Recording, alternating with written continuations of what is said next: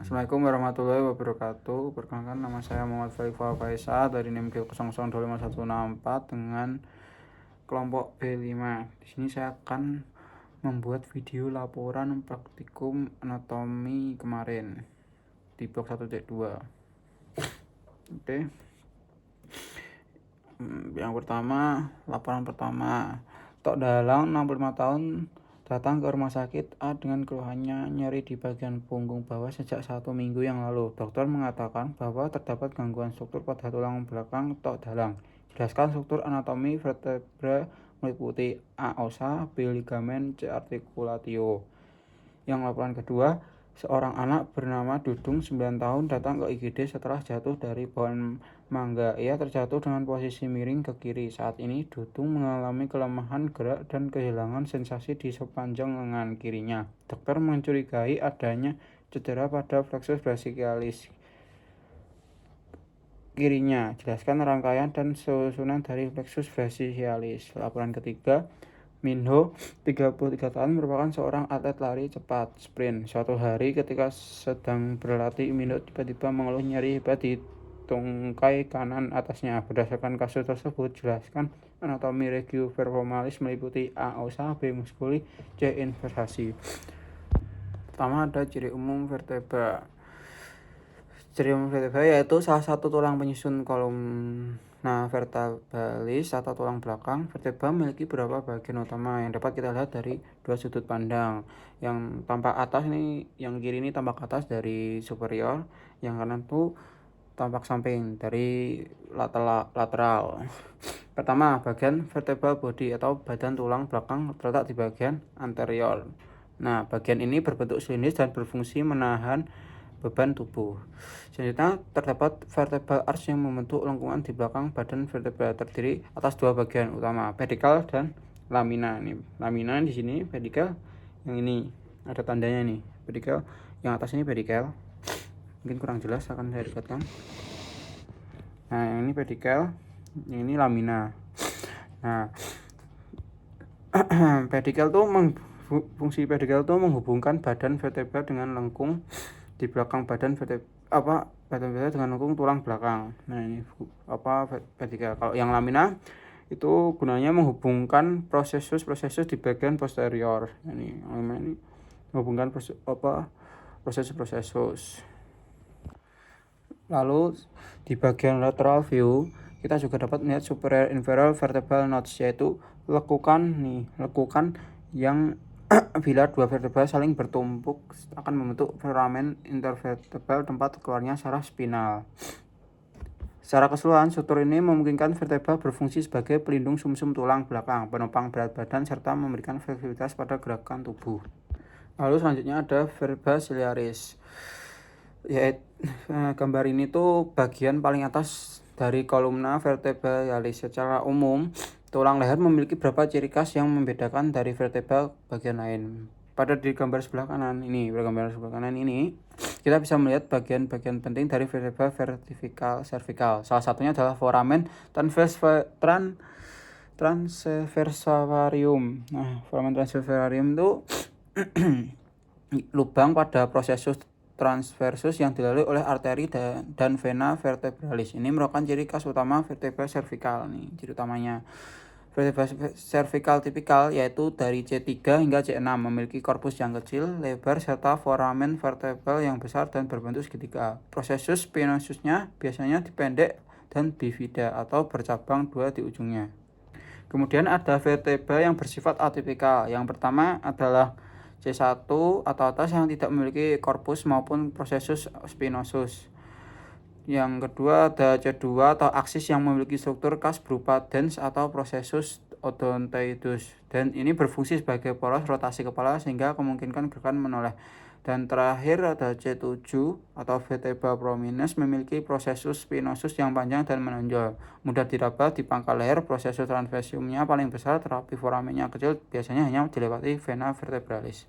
Lalu secara keseluruhan, struktur vertebra cervicalis ini dirancang untuk memberikan fleksibilitas gerak kepala dan leher, sekaligus melindungi pembuluh darah dan saraf yang melewati bagian tersebut. Lalu pertama kita lihat pada bagian vertebra dorsalis yang tampak pada bagian atas. Tulang ini berfungsi untuk berhubungan dengan tulang rusuk. Karena itu pada vertebra dorsalis terdapat fovea costalis, yaitu lekukan tempat melekatnya tulang rusuk. Ada dua jenis fovea costalis, yaitu fovea costalis superior dan inferior, tempat bersendi dengan kepala tulang rusuk, serta fovea costalis processus transversi, tempat bersendi dengan tuberculum costae. Hubungan ini membentuk dua jenis sendi. Yang pertama ada articulocapitis costae dan articulatio transversaria. Selain itu, processus spinosus pada vertebra dorsalis biasanya panjang dan mengarah ke bawah, sehingga memberikan perlindungan tambahan bagi organ dada. Selanjutnya, di bagian bawah gambar terlihat vertebra lumbalis. Tulang ini memiliki korpus yang besar dan tebal, karena berfungsi menahan beban tubuh bagian atas. Ciri khas vertebra lumbalis adalah adanya processus mammillaris dan processus aksesorius yang merupakan tonjolan tambahan untuk pelekatan otot punggung bagian bawah. Processus spinosusnya besar, berbentuk persegi, memberikan stabilisan dan kekuatan pada daerah pinggang. Secara keseluruhan, perbedaan bentuk antara vertebra dorsalis dan lumbalis mencerminkan fungsi biomekaniknya. Vertebra dorsalis lebih terlihat dalam pergerakannya dada dan pernapasan, sedangkan vertebra lumbalis berperan besar dalam menopang berat badan, menjaga postur tubuh. Lalu selanjutnya, sendi dengan costae. Gambar ini menunjukkan hubungan atau sendi antar tulang rusuk dengan tulang belakang. Sendi ini disebut sebagai articulo costovertebralis yang berperan penting dalam penggerakan dinding dada saat proses pernapasan. Yang pertama ada articulatio capitis costae, yaitu sendi di antara kepala tulang rusuk dengan fovea costalis superior dan inferior pada korpus vertebra yang berdekatan. Misalnya, kepala rusuk ke-6 akan bersendi pada bagian bawah vertebra thoracal ke-5 dan bagian atas vertebra thoracal ke-6. Yang kedua adalah articulatio costotransversaria, yaitu sendi antara tuberculum costae dengan processus transversus vertebra pada tingkatan yang sama. Sendi ini membantu pergerakan rotasi kecil pada tulang rusuk selama inspirasi dan ekspirasi. Namun, terdapat pengecualian pada tulang rusuk 1, 11, dan 12. Tulang rusuk pertama hanya bersendi dengan satu vertebra, sedangkan tulang rusuk ke-11 dan ke-12 tidak memiliki sendi. Nah, ini ke-11 dan ke-12 ini tidak memiliki sendi. Yang paling bawah ini, dua ini, tidak memiliki sendi costaversaria karena tidak terdapat tuberculum costae. Secara fungsional, sistem sendi antara costae dan vertebra ini memungkinkan tulang rusuk untuk bergerak naik dan turun mengikuti gerakan pernapasan, sehingga membantu proses ekspansi dan kontraksi rongga dada. Lalu di sini ada vertebra lumbaris. Gambar ini menunjukkan struktur dari vertebra lumbaris, yaitu tulang belakang yang terletak di daerah pinggang antara vertebra thoracal dan sacrum. Bagian ini terdiri dari 5 ruas, yaitu L1 sampai L5, dan memiliki ciri khas yang membedakannya dari vertebra lain. Pertama, dapat kita lihat bahwa korpus vertebrae atau badan tulangnya berukuran sangat besar dan tebal. Hal ini dikarenakan vertebralis berfungsi menopang hampir seluruh berat tubuh bagian atas. Permukaannya yang datar dan luas memberikan kestabilan dalam menahan tekanan. Ini dari atas ya, ini tampak dari atas, ini tampak dari samping. Selanjutnya terdapat foramen vertebrale, yaitu lubang tempatnya lewat medula spinalis. Bentuk foramen pada vertebra lumbalis cenderung segitiga dan lebih kecil dibandingkan pada vertebra cervicalis. Nah, ini bentuk lubangnya nih, foramen. Bagian mediculus arcus vertebrae dan lamina arcus vertebrae membentuk lengkungan belakang tubuh yang berfungsi melindungi sumsum tulang belakang. Ini gambar bawah kan nggak kelihatan nih gambarnya. Ini.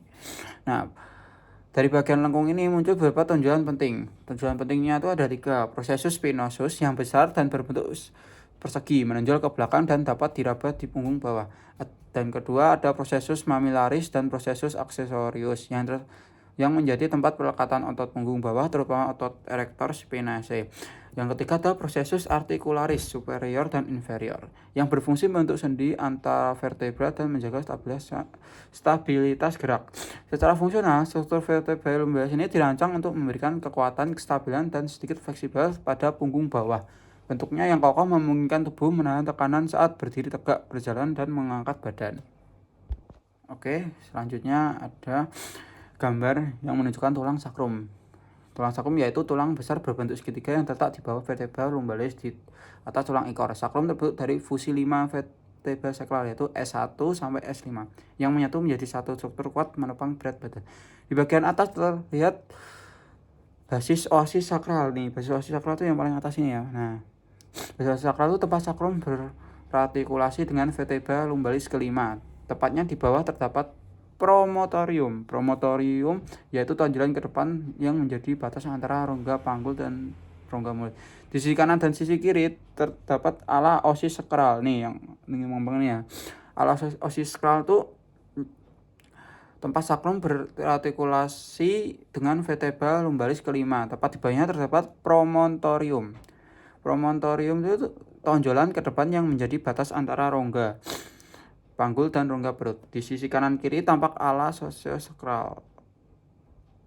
Nah, terdapat juga beberapa foramen skarial anterior, yaitu lubang-lubang yang menjadi jalan keluarnya saraf sakral menuju tungkai bawah. Nih lubang-lubangnya ini. Garis-garis melintang yang disebut linea transversa menandai bekas pertemuan antara vertebra sakral sebelum menyatu. Bagian paling bawah adalah apex nih, apex oasis sakral. Apex oasis sakral itu yang berhubungan dengan tulang ekor atau os coccyx. Oke, selanjutnya ada articulatio. Articulatio pertama, articulatio atlanto-occipitalis adalah sendi di antara os occipital di dasar tengkorak dan atlas, yaitu tulang cervical pertama. Sendi ini memungkinkan gerakan fleksi dan ekstensi seperti saat kita mengangguk untuk mengatakan ya gitu. Kedua, articulatio atlanto-axialis adalah sendi antara atlas dan aksis atau tulang cervical pertama dan kedua. Sendi ini terutama memungkinkan gerak rotasi kepala seperti ketika kita menoleh mengatakan tidak. Jadi ini sendinya tuh yang pas kita ngangguk mengatakan ya sama tidak tuh di sendi artikulasi ini. Di antara sendi-sendi ini terdapat beberapa ligamen penting yang menjaga kestabilitasan seperti ligamentum transversarum atlantis, ligamentum alaria, sama ligamentum cruciforme atlantalis. Ligamen-ligamen tersebut berfungsi menahan dens dari aksis agar tidak bergeser dan melindungi medula spinalis di belakangnya.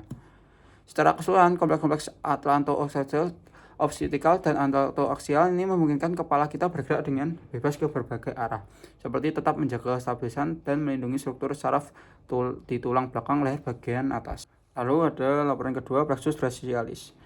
Nah, di gambar ini menunjukkan plexus brachialis. Plexus brachialis itu jaringan saraf yang bertanggung jawab menginversasi seluruh anggota gerak atas. Nah, nih. Nah, mulai dari bahu, lengan hingga tangan. Plexus brachialis terbentuk dari cabang ventral saraf spinal dari C5 hingga T1 nih. Banyak kan ini. Nah, yang kemudian bergabung dengan membentuk struktur beruntun. Pertama ada rods yaitu akar, trunkus itu batang, lalu ada divisionis atau pembagian, cors itu korda, dan akhirnya ada navel saraf terminal. Nah, dari gambar di sebelah kiri ini akar saraf C5 sampai T1 bergabung membentuk 3 batang utama, yaitu trunkus superior, medius, dan inferior.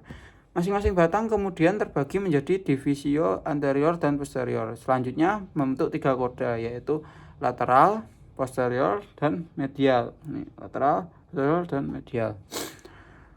Dari koda inilah muncul saraf-saraf utama yang menunjukkan lengan dan tangan, antara lain musculateus yang mempersarafi otot-otot flexor lengan atas, N axillaris yang menuju ke bahu, ada N radialis yang mengatur gerakan ekstensi pada lengan dan jari, N medianus yang mengatur sebagian besar otot flexus lengan bawah dan pergerakan jari-jari tangan, serta N ulnaris yang berperan penting pada pergerakan jari kelingking dan jari manis. Gambar di sebelah kanan ini menunjukkan distribusi saraf-saraf pada lengan, menggambarkan bagaimana setiap saraf membawa impuls. Jadi itu nggambarin setiap saraf tuh impuls ke arah tertentu dan kulit dan otot, tujuannya memungkinkan gerak yang terkoordinasi serta sensasi pada seluruh ekstremitas atas. Secara klinis, cedera pada plexus brachialis dapat menyebabkan kelemahan atau kelumpuhan pada sebagian atau seluruh tangan, tergantung bagian saraf mana yang mengalami gangguan. Itu sesuai laporan kedua. Lalu selanjutnya ada regio femoralis. Pertama ada os femur. Os femur yaitu tulang paha yang merupakan tulang terpanjang, terkuat, dan terbesar dalam tubuh manusia. Tulang ini berfungsi menopang berat badan dan berperan penting dalam pergerakan tungkai bawah. Pada bagian proksimal, terdapat caput femoris atau kepala femur yang berbentuk bulat nih ya. Nah, dan berartikulasi dengan artikulum pada tulang panggul membentuk sendi panggul, artikulo coxae. Di tengah kepala femur terdapat lekukan kecil bernama fovea capitis femoris. Fovea capitis femoris itu yang ini ya, bagian ini ada tanda panahnya.